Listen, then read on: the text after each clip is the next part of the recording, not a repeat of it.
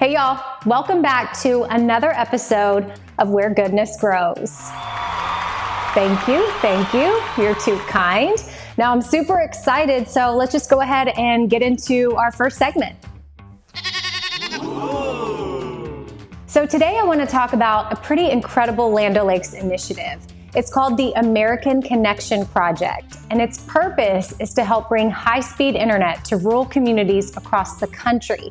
In simpler terms, Land O'Lakes is working with a bunch of other companies to prevent things like this or this from happening to people living in rural America. Through this initiative, Land O'Lakes is working on ways to raise awareness of this problem and find creative solutions to fix it, like installing temporary Wi-Fi hotspots in rural communities that people can access from their cars. Now, rural broadband is a problem that may go under the radar for many of us, but it's a problem that affects millions of Americans each and every day. And if you'd like to learn more about this initiative, we're going to be linking information in the comments of this video, so definitely check it out. Yeah! So today we're linking up with Land O'Lakes farmer owner Greg Hemsarth, who, along with his wife and 4 kids, operates Hemsarth Dairy in Millville, Pennsylvania. I'm excited to learn how Greg and his family have been impacted by rural broadband. And since Land O'Lakes is a farmer-owned co-op, I'm also super curious to hear about the ways that they've been able to help out. So let's jump into our video chat with Greg. Hey Hemsarth family. Hi Amy. I'm Greg. This is my family. This is Nathan, Blythe, Cheryl, Liam, and Daniel. Well, let's talk about the rural broadband. Why is broadband important? The robots consume a lot of data. You know, if there's a problem with a robot, it shuts down and it calls me. Before, we were just on a DSL connection and it was too slow and I couldn't access the robots to find out what was wrong with them. And now that Land O'Lakes hooked us up with this company, I can log on, access the robots, correct issues. I can even access my security cameras from it. And there's no way I could have had Zoom meetings with all 4 of these kids on a slow internet connection. So it was really nice to be able to have the kids interact with their friends because we were able to get high-speed internet. So how does the broadband work on your farm? So it's a battery-powered jetpack. I can throw it in my pocket and go anywhere and have high-speed connection. What was it like for you guys before you got the high speed and what it still is actually like for a lot in your community?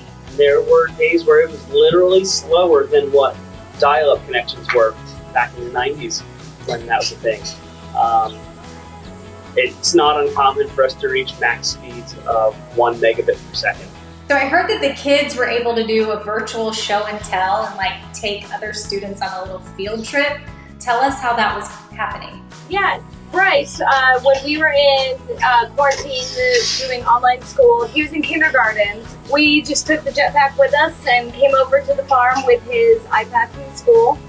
And we got to show him the baby cows, and we showed him how we mix feed, how the robots work, and just showed him what it's like on the farm. And it was really fun to be able to do that. We'd love to do in-person field trips, but this is what we got to do instead. Yeah, I mean, I think that my kids would love seeing this whole new world of farm life because they don't know what any of that is about. So I just want to say thank y'all for joining us, and hopefully we'll see you online. Hopefully someday soon we'll have a virtual field trip we can share with the world. Bye, Hemsarth family.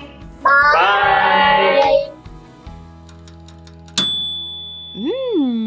So today we have a special segment that I cannot wait to share with you guys.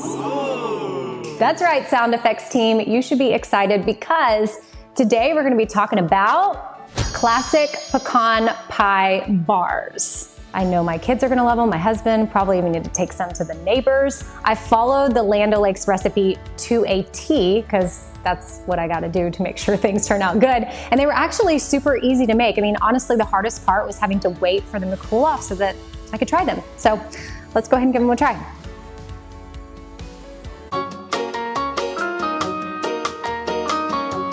Okay, y'all are gonna think I'm saying this because I made them, but I'm not. When it comes to the buttery rating on these, easily a 4.7 sticks out of 5 because they are perfectly sweet. They're soft, but yet they're crunchy too. And the fact that I've been getting to know the farmer owners who produce the milk that goes into the Land O'Lakes butter that I use for these bars, it makes them taste even better. Okay, well that's it. That's the show. I don't know about you, but I really loved learning about rural broadband and the kind of impact that it has on dairy farms. If you enjoyed today's episode, make sure you leave it a like and then share it with your friends. And while you're at it, let us know what you would like to see in future episodes in the comments below. We'll see you next time on another episode of Where Goodness Grows.